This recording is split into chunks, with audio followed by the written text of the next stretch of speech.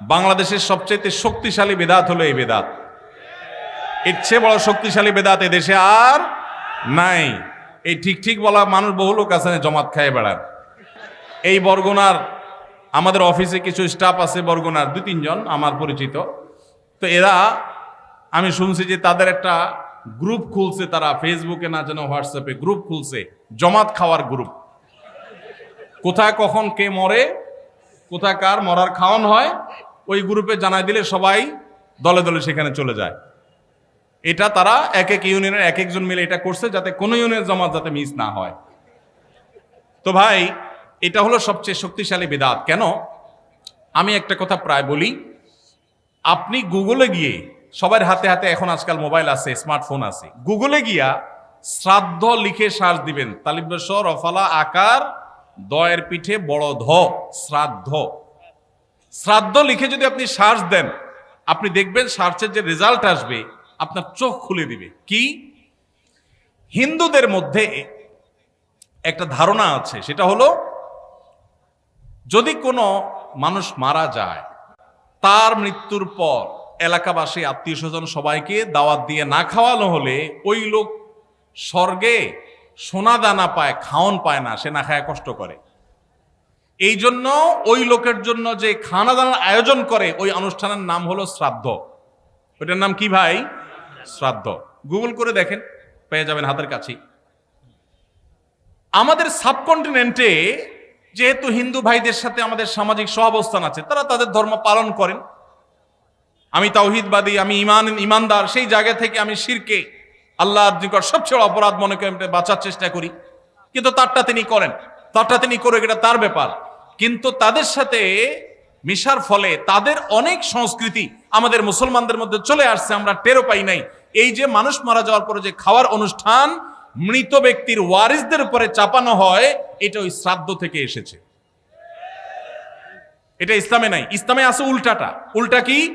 একটা মানুষ মারা গেছেন, নবী সাল্লাল্লাহু আলাইহি সাল্লাম বলেছেন অমুক মারা গেছেন, তার পরিবারের লোকদের জন্য তোমরা খাবারের ব্যবস্থা করো। কেন? কারণ তাদের রান্না করার মতো মানসিক অবস্থা নাই। আমরাও সেটা করি, অবশ্য আপনারাও করেন। কেউ মারা গেলে তার আত্মীয় স্বজন, তার ছেলে মেয়ে, বউ বাচ্চাদেরকে খাওয়ান দাওয়ান দেন, 2 দিন 3 দিন একটু খাওয়ান টাউন পাঠান, এরপরে 40 দিনের দিন সুদে আসলে একসাথে উঠায় নেন। কি বলেন? খাবার পাঠান গামলায় করে একটু, আর খাওয়ার সময় গোটা গরুটা খেয়ে ফেলেন এলাকার মানুষ। বাপ মারা গেছে, আপনি খুশি না বেজার?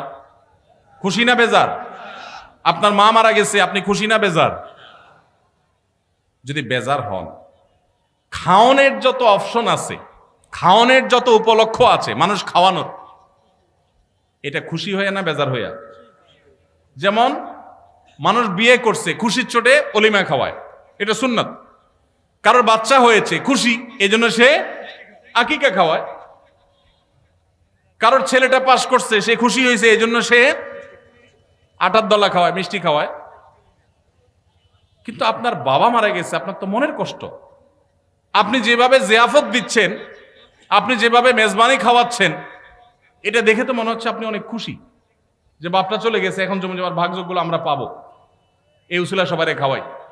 আল্লাহ আমাদেরকে হেদায়েত দান করুন। শক্তভাবে এই বেদাত আমাদের সমাজ থেকে দূর করতে হবে ইনশাআল্লাহ। আমাদের সচেতন হতে হবে।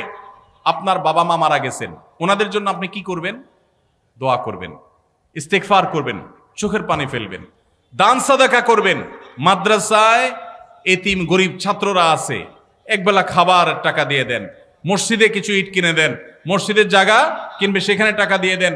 একজন গরিব মানুষকে কিছু টাকা দিয়ে দেন। মুর্দার তরফ থেকে সাদাকা করলে তার সব মুর্দা পায়, সেটা আপনি করেন। কিন্তু এই যে অন্য ধর্মের মানুষদের মতো করে খাবারের অনুষ্ঠান যেটা করছেন, এটা সুন্নাহর খেলাফ। সুন্নাহ হলো মৃত ব্যক্তির পরিবারকে খাওয়ানো, তাদের কাছ থেকে খাওয়াটা সুন্নাত নয়। আল্লাহ আমাদেরকে বুঝার তৌফিক দান করুন। মুশকিল হলো এটা যদি আপনি না করেন, আজকের ওয়াজ শোনার পর এলাকাবাসী বলবে অমুক লোকটা মারা গেছে, কি ছেলে মেয়ে রেখে গেছে, কারো একটা হাত দোয়াইলো না। বলবে কি না বলেন? কেন আপনার হাত আরেকজন দোয়াইতে হবে? আপনার হাত কি লুলা হয়ে গেছে? হ্যাঁ, আরেকজন হাত দোয়াইতে হবে, নিজের হাত নিজে ধুতে পারেন না? হাত দোয়ানো মানে খাওয়ান আর কি, তাই না? এলাকাবাসী বহু কিছু বলবে, কিন্তু আপনি অটল থাকবেন যে আমি ইনশাআল্লাহ এগুলা করব, আমার বাবার জন্য মায়ের জন্য যেটা করলে সওয়াব হবে সেটা আমি করব। নবীজি সাল্লাল্লাহু আলাইহি সাল্লামের কাছে এক সাহাবী এসে বলছেন, ইয়া রাসূলুল্লাহ, আমার মা মারা গেছেন, আফা আহুজ্জু আনহা, আমি কি তার পক্ষ থেকে হজ করতে পারি? নবীজি বলেছেন, নাম, অবশ্যই করতে পারো। এগুলো হলো সুন্নাত। আমরা সুন্নাত বাদ দিয়ে এখন বেদাতকে আলিঙ্গন করে ফেলেছি। আল্লাহ আমাদেরকে হেদায়েত দান করুন।